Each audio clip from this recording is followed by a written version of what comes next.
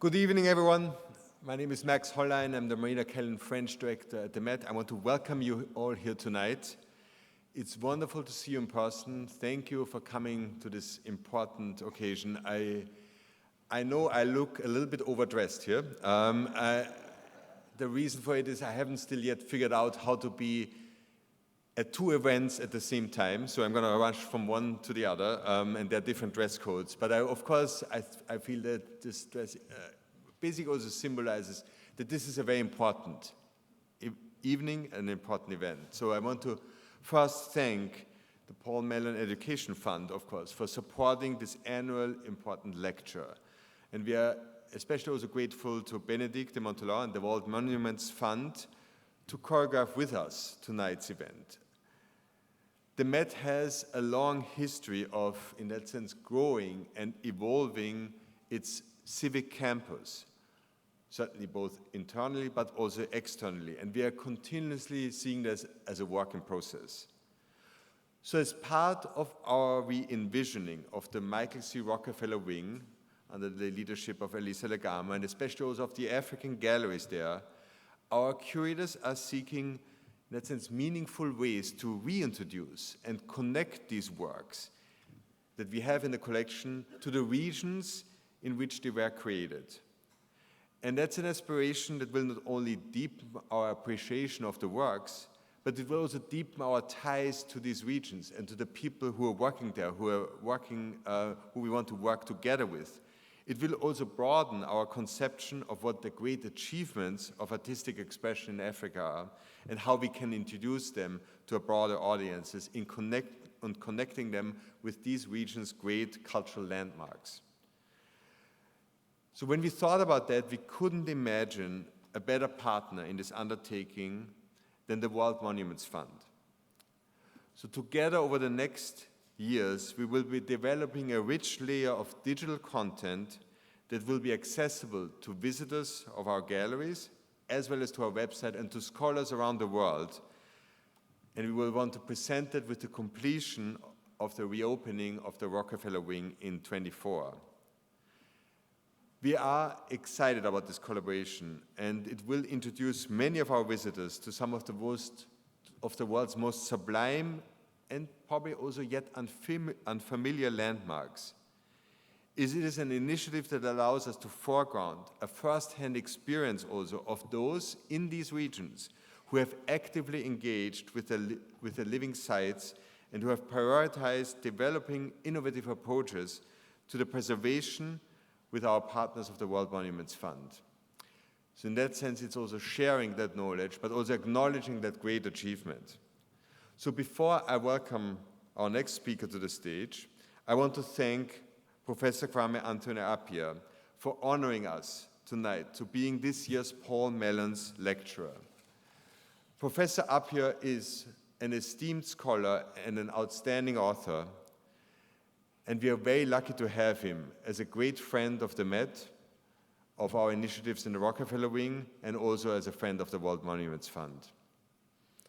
I'm pleased now to introduce to you our partner in all of this, Benedict de Montelar, the President and Chief Executive Officer of the World Monuments Fund. Benedict is responsible for defining the World Monuments Fund's strategic vision, and currently she's implementing this vision in over 30 countries around the world and leading a team that spans around the globe. Her background mixes culture and the arts, politics, international diplomacy, and human rights. Tonight, we announce that the Met and the World Monuments Fund are joining forces in collaboration that I described, and I'm pleased to welcome Benedict to the stage as we officially kick off our partnership. We are thrilled to now gather to celebrate this incredible partnership between the Met and the World Monuments Fund. Please join me in welcoming Benedict de Montelar, a great friend of the Met.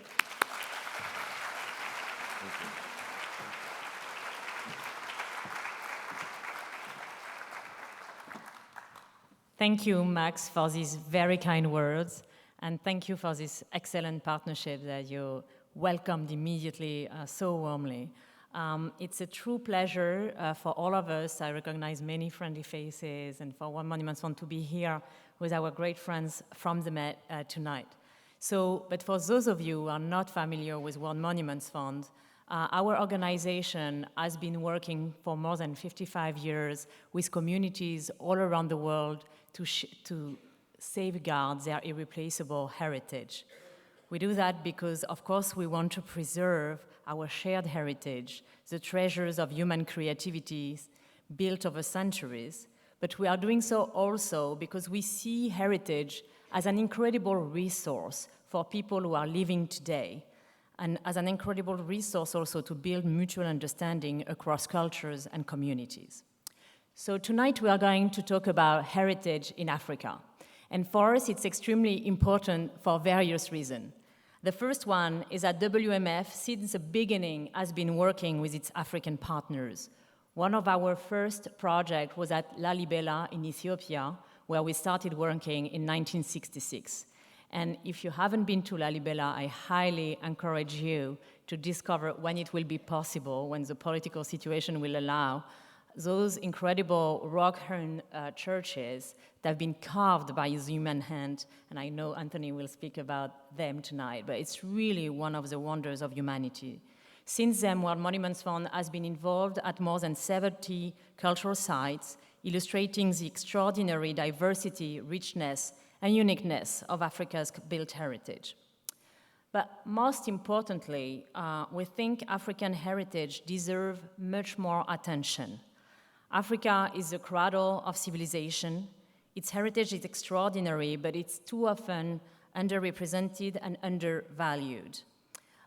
It's always amazing to see how people in general know very well heritage in Europe or even in Asia and don't know that much about the incredible places in Africa. Just to give you an example of this underrepresentation, in 2021, there were 54 cultural sites from sub-Saharan Africa on the UNESCO World Heritage List. So that means only 6% of all cultural sites inscribed. That same year, Italy alone had a total of 53.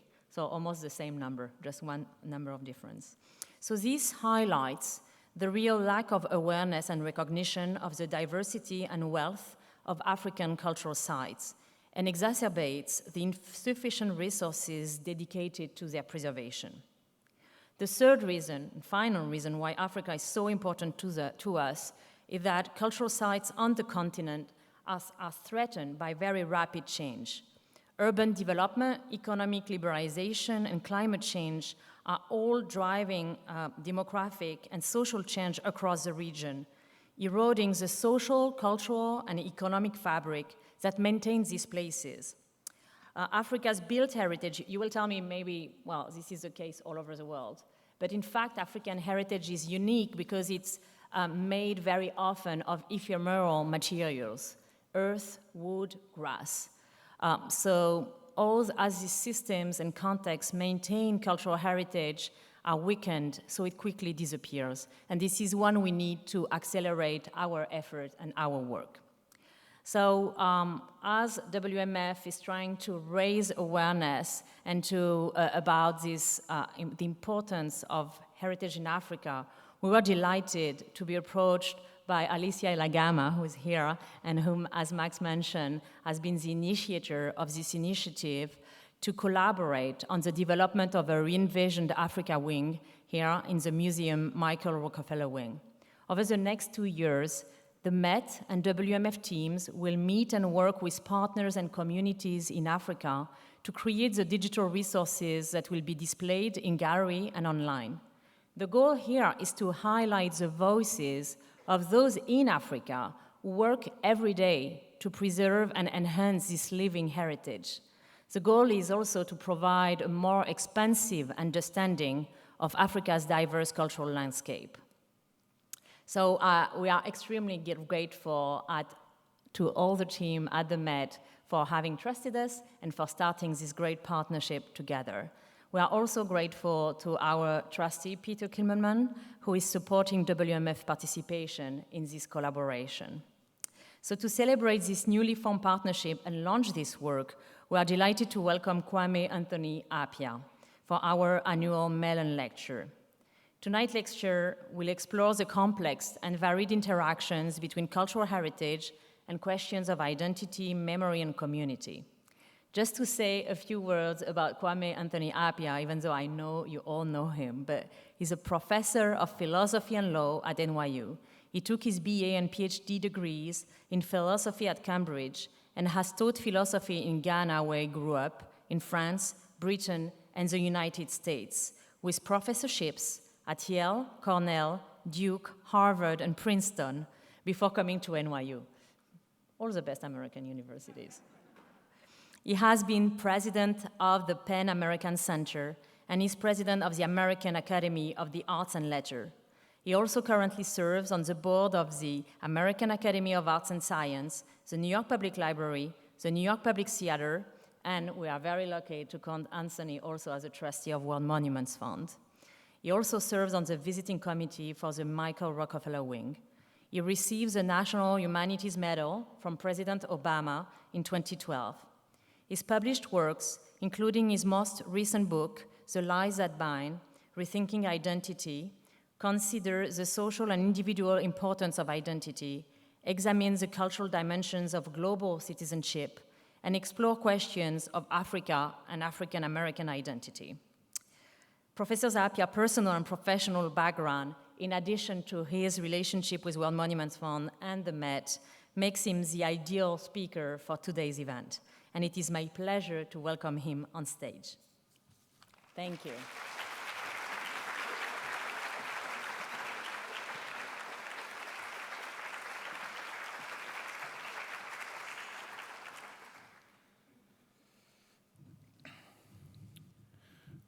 Well, I'm honored and delighted, of course, to be here with you today to give the 2022 Paul Mellon Lecture for the World Monuments Fund, on whose board it's my privilege to serve. I'm very grateful to the fund for the invitation and to the Met for its support, and I join Max Hollein and Bénédicte de Montelot in thanking the Paul Mellon Education Fund for its support.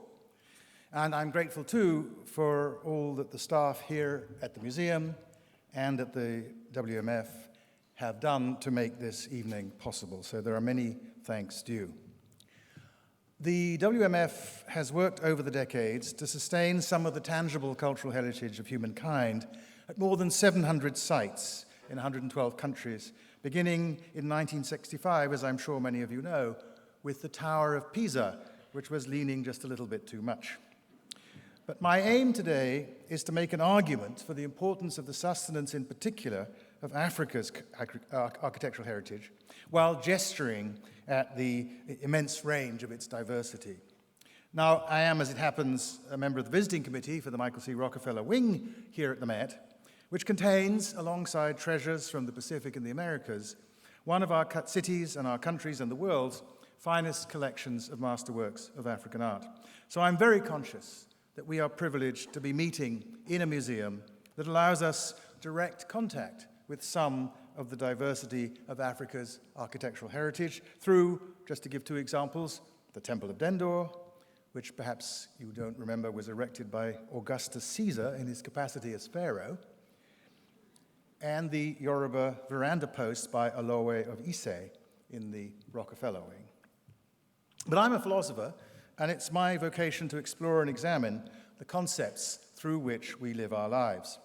So as a philosopher, I want to say something first about the very idea of heritage.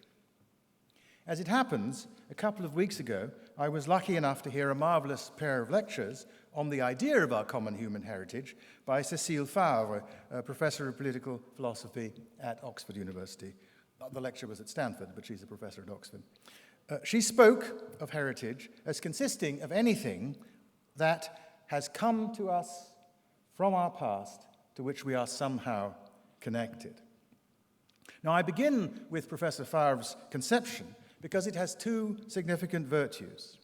It makes it clear that the idea of heritage is enormously encompassing, but it also lets us see why it is so encompassing.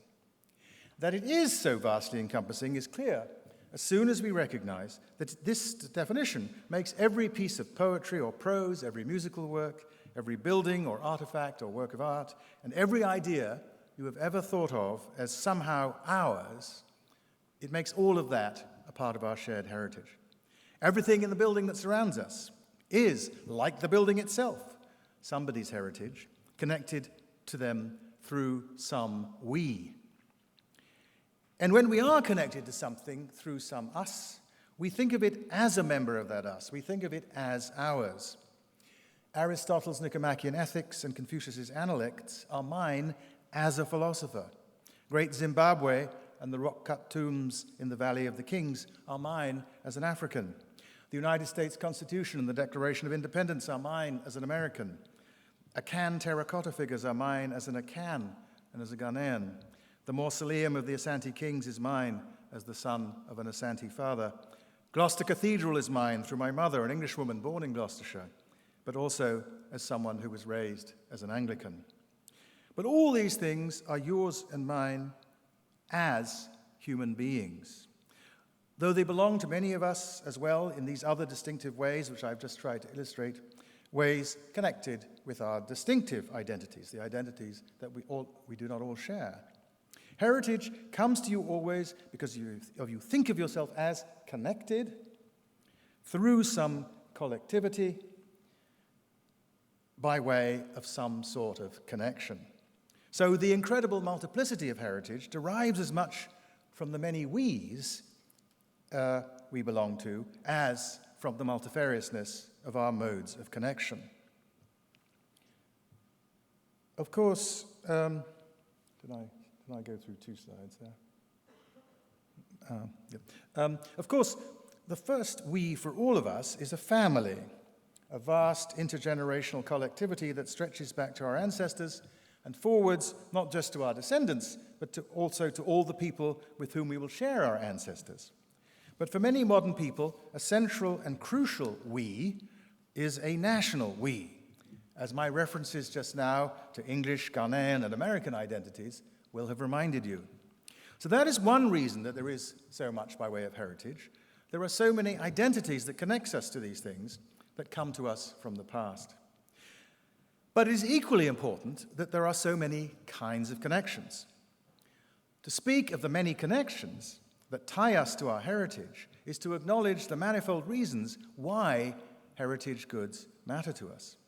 For, as Professor Favre again put it with characteristic insight, the value judgments which heritage goods typically elicit are so complex, diverse, and seemingly particular to valuers as to defy calls for universality, calls for general explanation.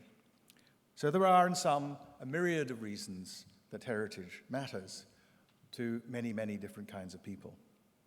Now, it's important that many of the ways in which heritage goods can be of value to us do not involve their value as heritage. This is evident in the case of the many works of art we treasure. You don't need a connection through any we to value a Bach fugue or a Beatles song or a haiku by Basho or a painting by Basquiat or Botticelli. Each of these artworks has the kind of complex interest that came in the 19th century to be called aesthetic, from a Greek word, aesthetikos, which means having to do with perception by the senses. Perceiving them, experiencing them, attending to them is one source of what the English philosopher John Stuart Mill called the higher pleasures. They produce in us a kind of positive experience that's distinctive of our species and that gives value to our lives. But those pleasures and the other rewards of aesthetic experience need not depend on thinking of those things as coming to us from a past that is somehow ours. To think of a good as a heritage good, you must not only value it in ways like these, you must value it as our heritage, as through some kind of connection. Now, the notion of the aesthetic, as I just said, is connected etymologically with the idea that there are things whose value depends on what happens when we pay attention to them.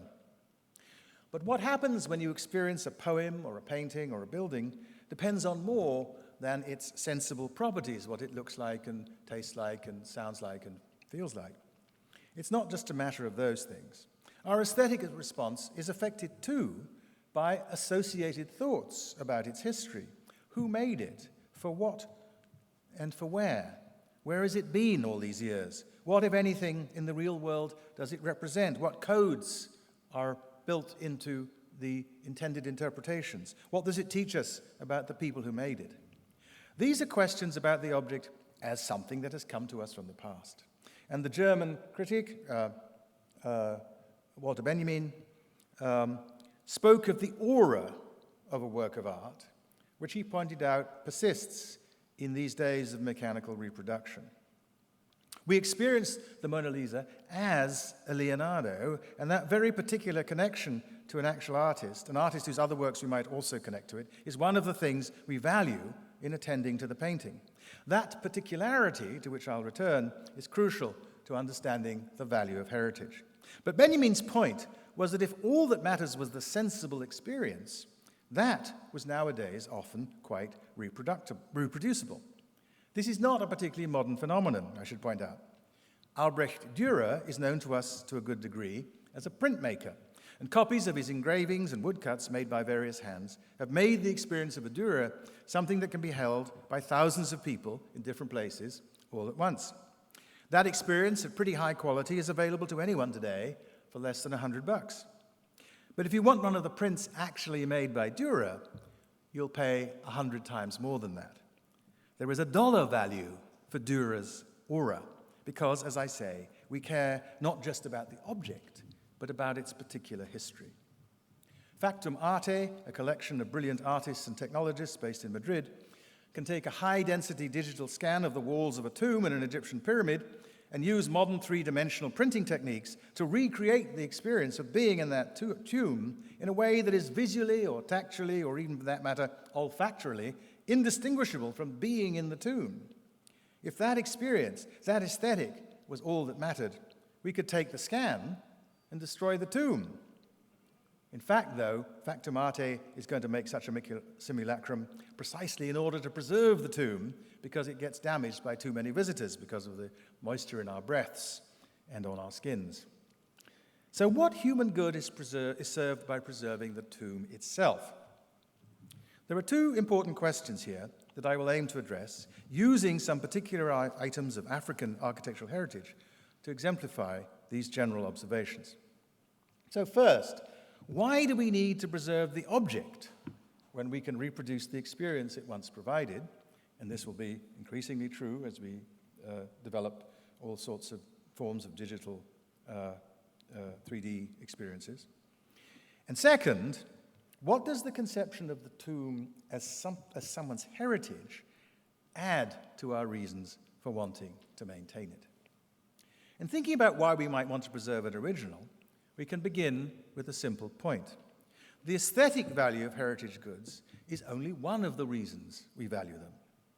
This is something that is easily missed because, and especially in a museum like the Metropolitan Museum, we so often celebrate a heritage of masterpieces. But as any curator in this building will tell you, museums not only display and care for their contents, they also study them. And when we study an Egyptian tomb, we have more than an aesthetic experience, and we learn more than its aesthetic properties.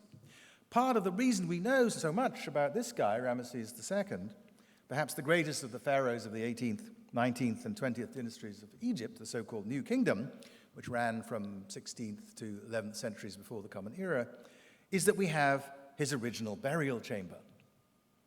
The texts in the tombs, the paintings on their walls, the mummies and the other artifacts within them have allowed us to recover a rich picture of these human lives more than 3,000 years ago. And because our scientific knowledge and the techniques for the study of all these artifacts are constantly developing, we continue to learn more year by year. Without these things, we could not recover this knowledge. You're not going to be able to learn all those new things from Factum Arte's brilliant simulacrum. This kind of value I'm going to call ethno-historical. It's information about how some group of human beings lived and created in the human past. And in so doing, of course, it reveals something about the capacities of our species in general, about what human beings can make and do and be. In the lecture I cited earlier, Professor Favre made the important point that sometimes something can be of this kind of ethno-historical value, even when what it reveals about human capacities is something that we do not value at all, such as our capacity for crimes against humanity, which is why Auschwitz-Birkenau is part of our built heritage, and while it's important to preserve it. Another of Walter Benjamin's insights seems apropos here, even if it's a bit hyperbolically expressed. He said, "There is no document of civilization which is not at the same time a document of barbarism. For those pyramids were built in part on the bodies of workers, many enslaved, who died in making them. Though indeed they did at least sometimes resist, since among the evidence we have from Egypt is a record of what may have been the first workers' strike in history, undertaken by skilled craftsmen working on the royal necropolis at Deir el-Medina in the mid-12th century before the Common Era, 24 centuries ago. But that is not the only reason we want to preserve the object. That aura that Benjamin spoke of matters to many of us too. This aura is connected, as I said, with what I call the particularity of the elements of our heritage. I, perhaps like you, own many letters written in my mother's hand. The value of them to me is quite different from the value of photocopies of them or of transcriptions of what she wrote. The photocopy isn't the thing my mother made. It is, as Professor Farb's proposal insists, the fact that these letters came to me from our past, the past in this case of my family, that gives them value as my heritage. Much of value would be there in the photocopy too, no doubt.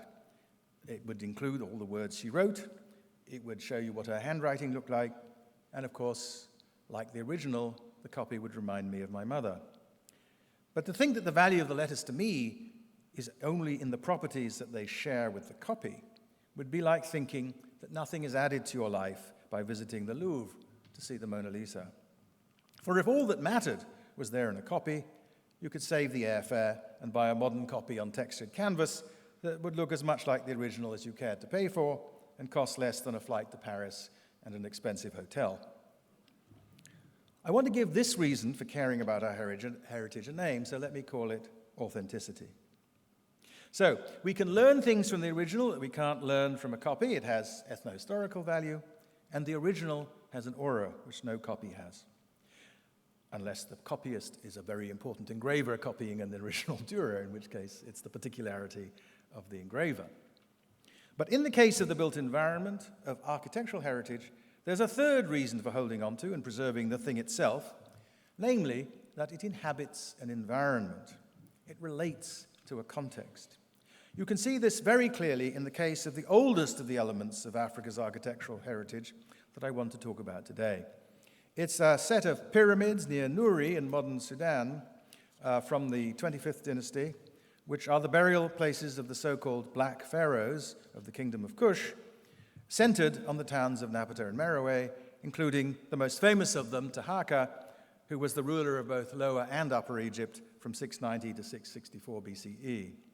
Factum Arte could give you an experience like being in the tomb with its paintings, damaged, alas, by the rising water table, which is why there is work to do in Nuri. But they couldn't let you stand in the desert and look at the pyramids. That's something Factum Arte can't do. And they cannot let you gather at dusk with locals as the sun sets over them. Nor can they permit you to look down into the tomb of Nastasen, 4th century king of Kush, with the other pyramids around you.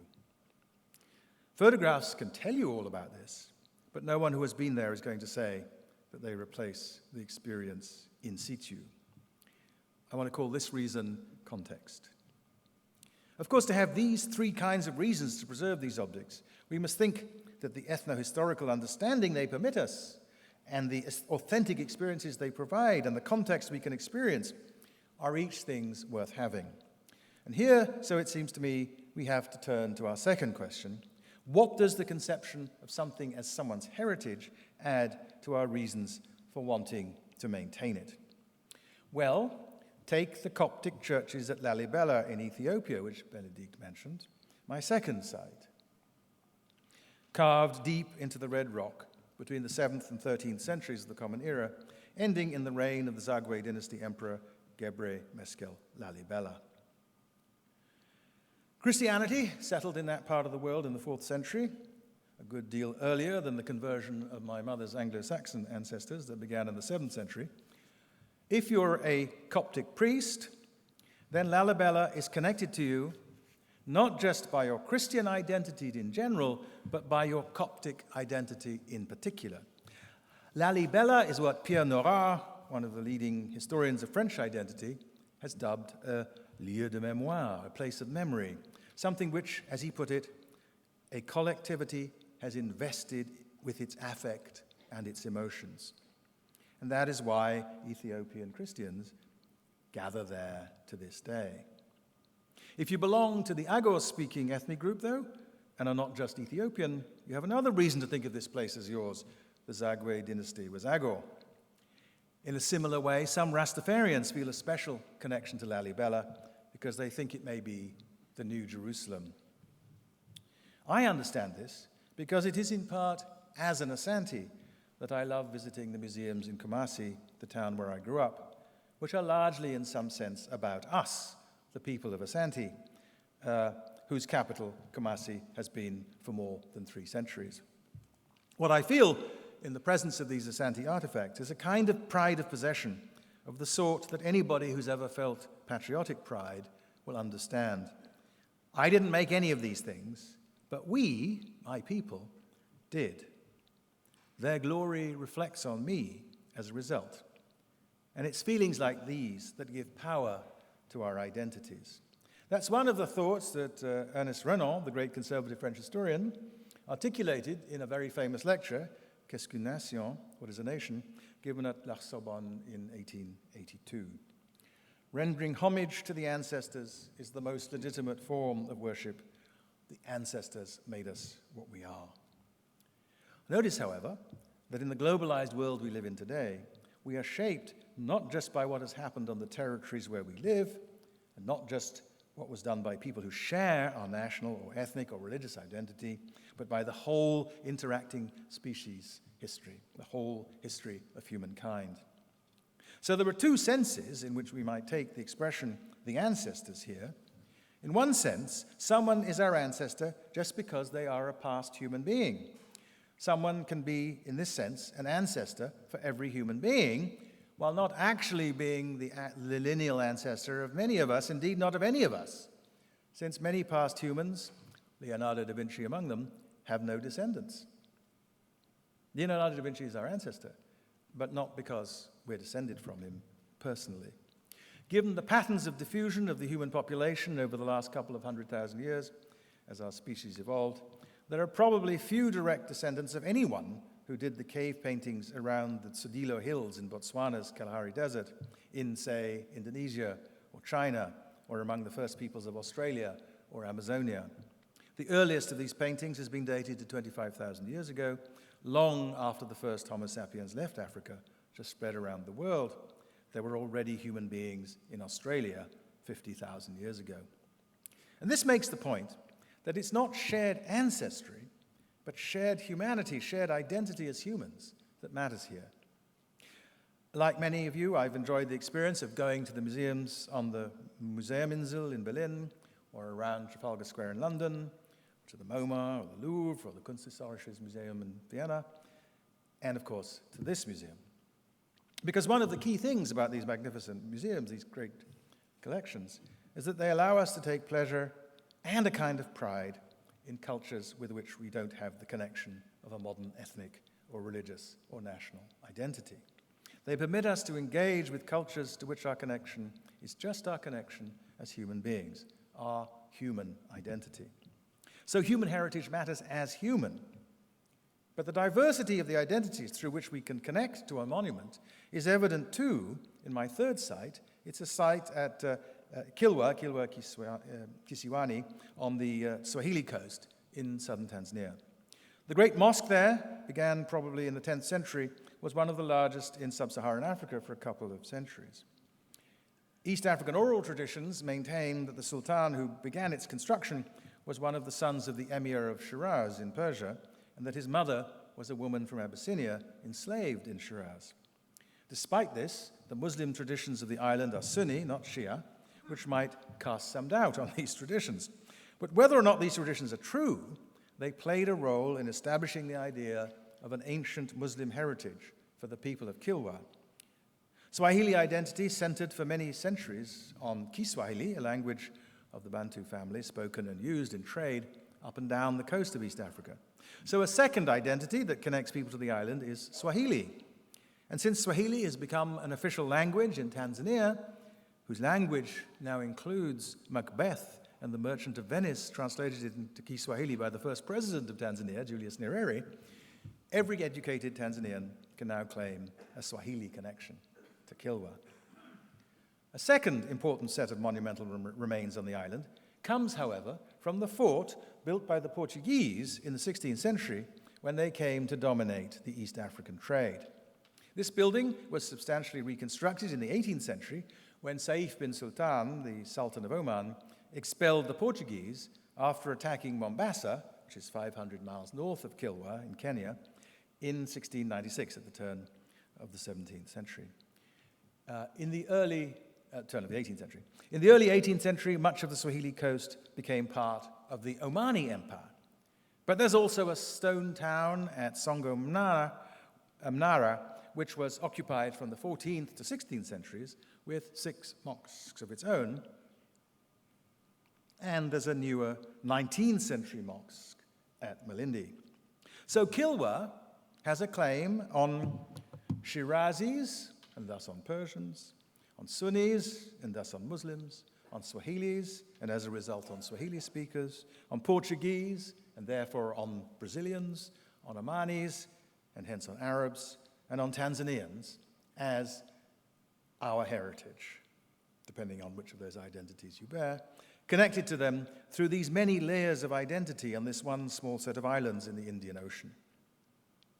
We began in Sudan, in the north of Africa, with Pharaonic Nuri in the 2nd millennium BCE, moved to the Horn of Africa with Coptic Lalibela, which began in the 1st millennium of the Common Era, and then on to Kilwa in East Africa, whose monuments go back to the beginning of the 2nd millennium. My fourth African site exemplifies another way in which the built heritage can matter as part of the physical infrastructure of a modern people's cultural and religious life. This site is part of the living heritage of Koutammakou in West Africa, in a region in the north of Togo near its border with Benin. It is home to the Batamariba people who settled there some 300 years ago. That word, Batamariba, translates as something like those who are the real architects with earth, which makes it clear that they themselves think of their architecture as central to who they are. Their houses, called sikien, the singular is takienta, are made of adobe. If a takienta becomes uninhabitable, its renewal begins with elements of the earth from which it was made, so that the sikien are not fixed, but constantly renewed, as of course homes are all around the world, even on Park Avenue. But these buildings are part of a living, slowly shifting landscape that sustains an agricultural society where, as UNESCO puts it, in explaining the listing of the area as a World Heritage Site, nature underpins beliefs, rituals, and everyday life. So, in maintaining the heritage here, it's not just a matter of restoring buildings. It's planting trees, developing educational programs where local people can learn the building techniques that will allow them to maintain the sikien where they live and cook and store their grain. Sustaining buildings here is sustaining a human way of life. These 4 sites are sites that the WMF has supported. My final piece of architectural heritage in Africa is this house in Accra in Ghana, which is not, at any rate not yet, supported by WMF. It's a medium-sized bungalow built in colonial Accra for a government official. It's pretty representative of its style, and there are other buildings like it all over the British former colonies of West Africa. And its garden is like dozens of gardens on Harper Road in my hometown of Kumasi, in the part of town where British colonial officials resided. I'm old enough that I lived in Ghana in the colonial period. Nothing special here, you might think, looking at the building, but in this garden is this tomb. It's the last resting place of Dr. W.E.B. Du Bois, an African-American born in Great Barrington, Massachusetts, just after the Civil War in 1868, 5 years after the Emancipation Proclamation. Du Bois was the greatest African-American intellectual of the 20th century. He was the co-founder with Jamaican Sylvester Williams of the Pan-African movement, and he was co-founder of the NAACP. He was educated at Fisk University in Nashville, a black college founded just a couple of years before he was born, and then at Harvard and the University of Berlin, returning to get the first African-American PhD from Harvard University in history, a dissertation which was the first Harvard doctoral dissertation to be published by anybody. In the course of an extraordinary life, he ran for the presidency of the United States as a socialist in the McCarthy era. You can imagine how well that went. Received the Lenin Prize from Stalin, had a national holiday named for him in China by Mao, and wrote perhaps the most important work about the black experience in the United States, The Souls of Black Folk, a work much admired both by his proud Harvard philosophy teacher, William James, and by his brother, Henry, the novelist. So why is this tomb here in Accra? Because in founding the Pan-Africanist movement and organizing a series of Pan-African conferences, starting in London in 1900, this black American tied his fate not just to the ending of racial oppression in his own country, but to the fate of Africa and her diaspora. And as a result, when he attended the Fifth Pan-African Congress in Manchester in 1945, he met Dr. Kwame Nkrumah, who was to be the first president of Ghana, a man who had admired his writings since his time at Lincoln University, the black college in Chester County, Pennsylvania.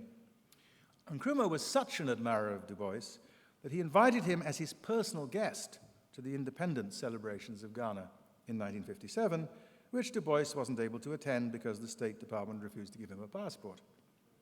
But once the Supreme Court declared this McCarthy-era practice unconstitutional, he was able to go to Ghana. Nkrumah invited him to stay there and to edit the Encyclopedia Africana for the Organization of African Unity, the first true encyclopedia of the black world, which Du Bois had been trying to do since the first decade of the 20th century. So it was Nkrumah who gave Du Bois this house to live in. It was Nkrumah who made Du Bois a citizen of Ghana, which is why, when he died, on the eve of the March on Washington in 1963, he had great timing because his death was announced at the March on Washington because the telegram arrived in time for people to be told. And so that's when he died. He was 95 years old. And he wasn't just a great American, he was a great Ghanaian. Indeed, he received a state funeral from the Republic of Ghana, the first state funeral of the Republic of Ghana. This building, then, has the aura of a great American, a great African, a great human being, a great intellectual, a great activist. And restoring it, confirming it as a lieu de mémoire, where a variety of collectivities, Ghana, Black America, Africa, America, can invest their affect and emotions, as Pierre Nora puts it, is the project of the W.B. Du Bois Museum Foundation, on whose board I also have the privilege of sitting. This humble building can symbolize a mighty purpose, the reconnection of people from Africa's diaspora with the continent from which so many of their ancestors were taken in chains. And it would have delighted Dr. Du Bois that the architect who is designing the project is Sir David Adjaye, a son of Ghanaian parents, raised in Tanzania and in Britain, and the architect of the Museum of African American History on the Mall in Washington. Because that binding together of Africa's diaspora was the dream of Pan-Africanism. Du Bois's final home in Ghana is the last of my 5 moments in African architectural heritage, scattered across the continent and across 3 millennia. As you can see, in each of them, there is no obvious conflict between the different ways in which architectural heritage matters to people of different identities. Some people have more reasons to care than others, but all of us have reason to care about these places because they are important sites in the heritage of our humankind. My mother taught me a poem of Shelley's when I was a child. Perhaps some of you learned it too. It captures the 3 kinds of value that architectural heritage can have because it is a celebration of the ethno-historical value and the authenticity and the context of a great monumental ruin. Here's how it goes. I met a traveler from an antique land who said, "Two vast and trunkless legs of stone stand in the desert. Near them on the sand, half sunk, a shattered visage lies, whose frown and wrinkled lip and sneer of cold command tell that its sculptor well those passions read which yet survive, stamped on these lifeless things, the hand that mocked them and the heart that fed." And on the pedestal, these words appear. "My name is Ozymandias, King of Kings. Look on my works, ye mighty, and despair. Nothing beside remains. Round the decay of that colossal wreck, boundless and bare, the lone and level sand stretch far away." Shelley was an Englishman, of course.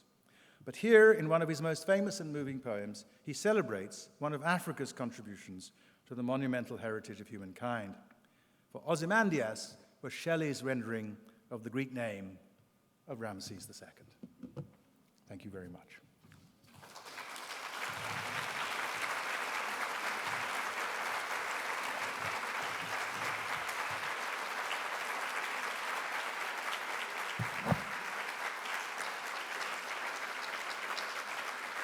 Thank you.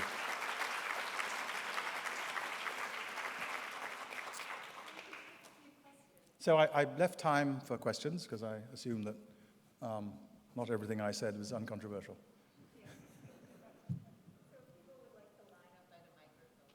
Okay, there are microphones, and you can line up to speak behind them. I mean, line up behind them to speak. I guess there's one there. Is there just one? Let's see. Could we maybe turn up the lights?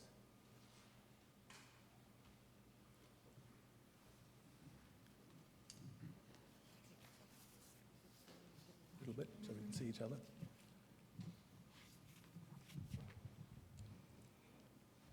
Thank you so much, Dr. Appiah. We are blessed to have you with us. Thank you for your incredible thoughts and ideas shared with us today. My name is Adejoke, visual artist and architect. And based on your feedback with regards to our shared human heritage as borrowed ideas from identity, but also as human beings, could you kindly share with us your feelings or where you stand with regards to the Benin restitution debates of Benin bronzes by France and the former colonial powers, and just how you feel about how those debates are going in general? Thank you. Well, I hold I think probably a minority and perhaps unpopular position on this topic.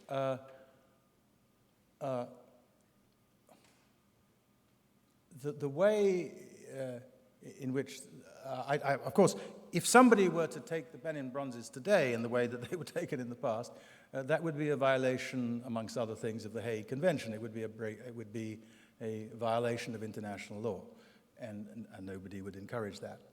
But the circumstances in which they were taken in the past are a while back, and in those days, one of the customs of war was to take booty. This is a custom that goes back to ancient times. It's why there's so many interesting Greek things in Italy. It's why there are so many important dentura artifacts at the court of the King of Asante, because the Asantes conquered dentura, and so on. And it's why many objects have traveled over the millennia. I remember the Temple of Dendor is in Egypt because a Roman was, one of the titles of a Roman emperor was Pharaoh of Egypt. My focus in thinking about these things is not on undoing past wrongs. The world is, every monument of civilization, as I said, quoting Benjamin, is a monument of barbarism. So all of them, they all have these problems.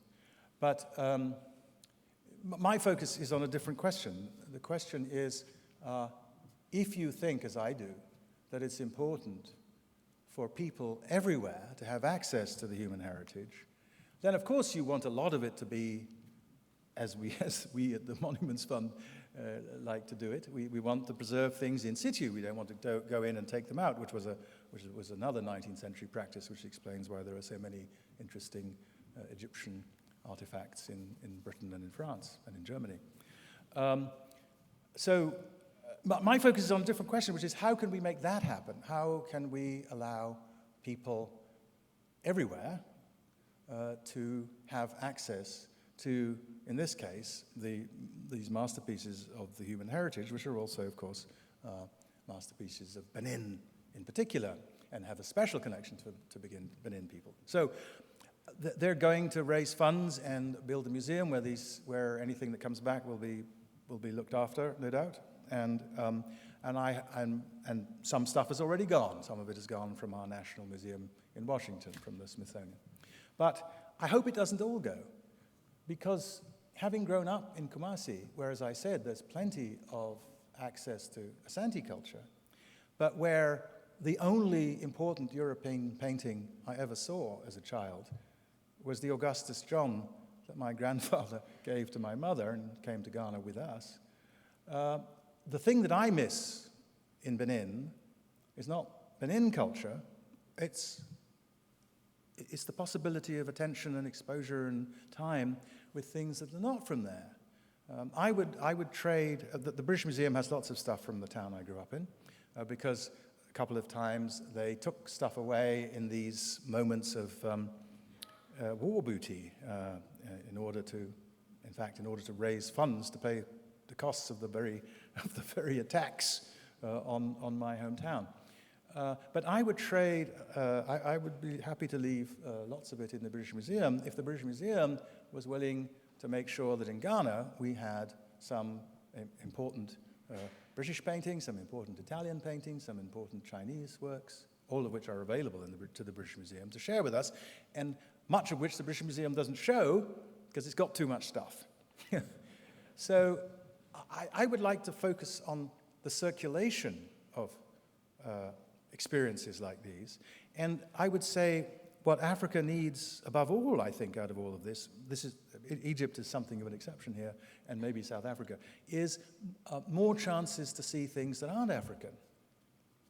That's the thing that's missing in the cultural experience of many children in Accra or in Kumasi or in Tamale and the other towns of Ghana, is real, the experience of the aura of things from elsewhere.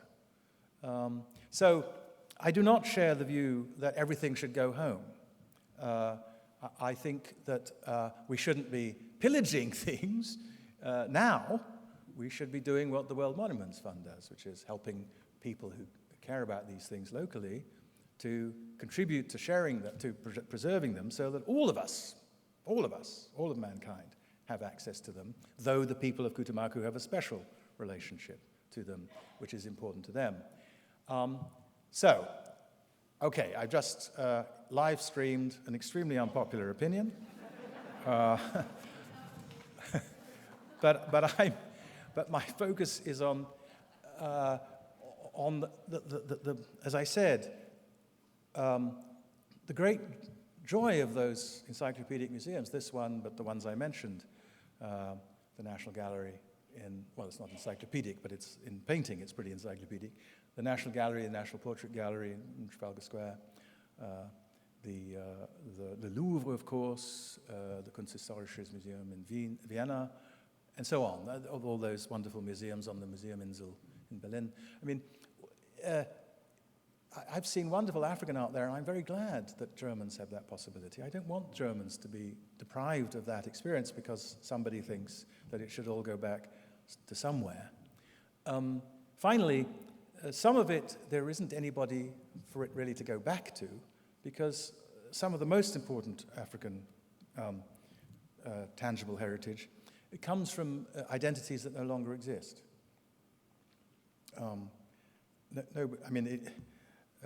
Nok. There's no Nok people. There's no contemporary Nok people.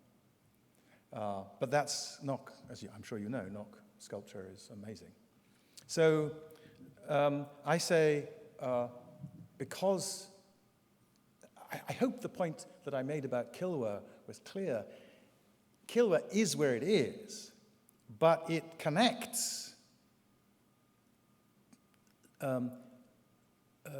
Muslim, Portuguese, Swahili, Muslim, Sunni, Shia. It connects all kinds of identities. Omani, Tanzanian, Kenyan. It connects all kinds of identities, and almost nothing interesting on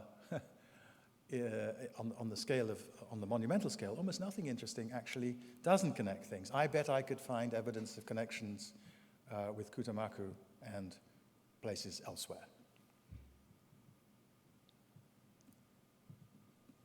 As African history is so seldom taught in our U.S.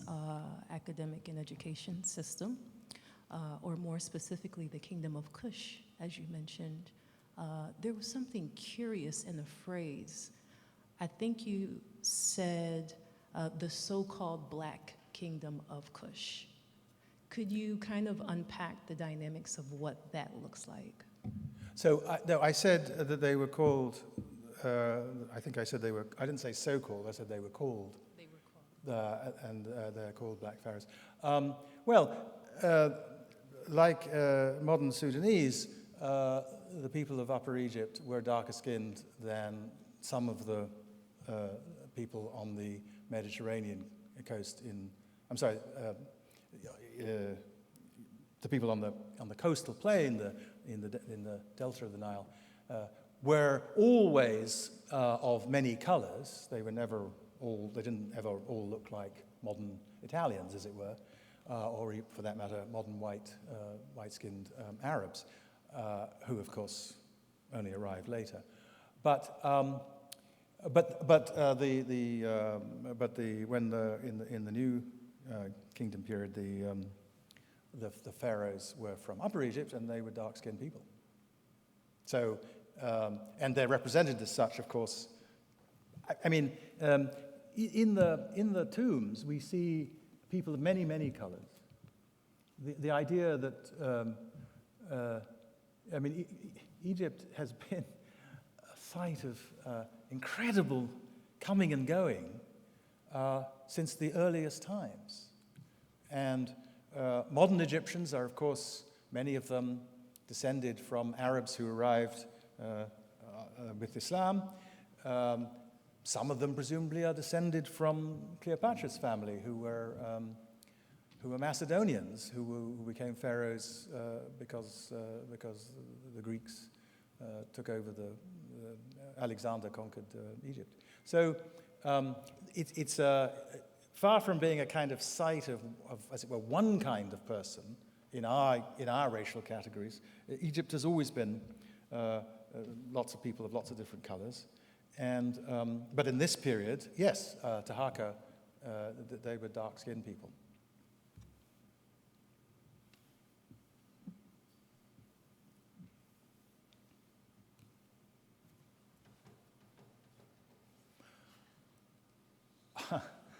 Okay. Merci, Professor. I have time for one more question. Yes, I think so. So, first of all, thank you for your lecture, and thank you, the World Monument Fund, and the Met, because we know so little about African history, as this woman just said, and we have so much to learn. So, you talked about different places in Africa. Is there everywhere the same sense of and desire to preserve the past and the tradition? I mean, is this something ingrown in the culture? That's a very complicated question, because there are, there are probably 1,000 languages at least in Africa. That means there's 1,000 sets of oral traditions. There are all kinds of modern people who don't care very much about old stuff, as there are in the city around us. And then there are people who care very deeply. The King of Asante has a museum, which is in fact the former home of his predecessors. My great uncle, the late King of Asante, lived in this building that is now a museum. So the answer is, there are people who care and there are people who don't care, and there are problems. Look, from the point of view of a modern, especially Wahhabi-inspired Muslim, much of the cultural heritage of Mali before the Muslim period is idolatrous, it's pagan. It's the sort of thing that the Taliban thought, I think, apparently, maybe should be destroyed because Buddhist stuff is not Muslim stuff. It's pagan stuff. And now, lots and lots of Muslims have done a great deal to preserve Buddhist culture in Afghanistan. The curators who have preserved so much of the Buddhist material and preserved it and saved it from the Taliban by hiding a lot of it away, those people were Muslims. So they weren't doing it because they were Buddhist. They were people who did it because they cared about human heritage, and they thought that it was monstrous that the Taliban was destroying human heritage because it didn't suit their religious ideas. So in the end, however, you cannot really make a successful project, at least the World Monuments Fund doesn't think it can make a successful project, unless it starts with the support of the people who live around those structures. And working to make sure that the work that is done there reflects the choices and the decisions and the ideas of local people, as in Koutammakou, where the desire to preserve these buildings was there, but the techniques were going away. So one of the things we've done is to help them, just to teach the techniques that are necessary to maintain those astonishing buildings. So there's no,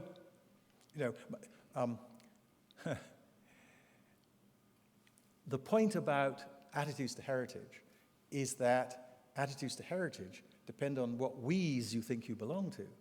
And as I've just been trying to stress, people think of themselves as belonging to an incredible range of we's, and that means that they can have very different reasons for preserving something. The reasons that I have for wanting Dr. Du Bois's house saved have to do with the fact that I've written a book about him. I think he's one of my inspirers. My father knew him. He was a great Ghanaian. He's a great African American. There are lots of reasons why I care about him. But I want to insist about everything that I showed you, that all of those things are things that everybody in this room has a reason to care about. At least one reason, and probably more, one kind of identity that connects you to it. If you're a Christian, Lalibela is yours as a Christian. You don't have to be a Copt, and so on. So I think, as you can expect, therefore, the range of ways in which people respond to contemporary people respond to heritage depends on how they're thinking about themselves and what their current situation is, and also on whether the resources are available, because there are lots of people who want to preserve things, but they don't have the resources to do it in the modern world, and they're too busy feeding their families and so on. And if we can help them do something that they already want to do, but they don't have the resources to do, that seems like something that's good for us, because it preserves human heritage, and presumably it's good for them. I'm taken more time than we were allotted, but there is only one person left at the microphone, so is it okay to? Yes, good. Yes, go ahead. As an aside, recently an article came to my attention that's just now being submitted, which absolutely takes your position on restitution, and it's no slouch. This is the former head of the Yale Art Museum, and he takes your position, and he's written a 25-page treatise on this topic. Yes. So I'd like to get you a copy of that. Thank you. Just to say, I want to make it clear that my proposal is a good deal more demanding than what people... if you're President Macron, you just want to send a lot of stuff back. You haven't done anything for most people's cultural experience in Africa. You've done absolutely nothing. Mali already has a decent amount of what we think of as Malian art. What it doesn't have is any important Maori art, or art of the upper Amazon, or art from New York City, probably. This is not meant to be a way of making life easy for the Met. This makes life harder for the Met, because the Met has to think of itself as a trustee for humankind, and as engaging with curators and collectors from all around the world in the safe, and preservation is an important function, that's what I've been defending, the safe circulation of culture. We're never going to own a Leonardo in Ghana, but it would be nice to have one visit from time to time, and so on for for all the great traditions of the world. So I'm sure anybody who cares about museums is going to be on my side, I think.